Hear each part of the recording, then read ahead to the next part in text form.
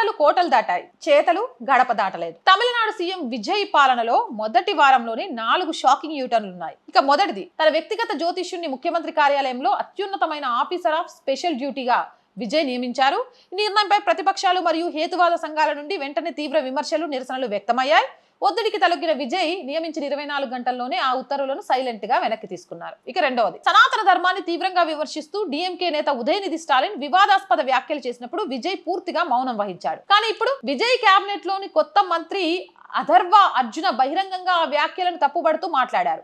దీనితో పార్టీ అంతర్గత విభేదాలు బయటపడ్డాయి. ఇక 3, ఎన్డీఏ కూటమి హామీని తుంగలో తొక్కడం. ఎన్డీఏ కూటమికి అనుకూలంగా ఉండే ఏ శక్తుల మద్దతును తాము ఎప్పటికీ తీసుకోవని టీవీకే పార్టీ గట్టిగా చెప్పుకుంటూ వచ్చింది. అసెంబ్లీలో బల పరీక్షకు ముందు తగినంత సంఖ్యాబలం లేకపోవడంతో తాము నమ్మిన సిద్ధాంతాలను పక్కన పెట్టేశారు.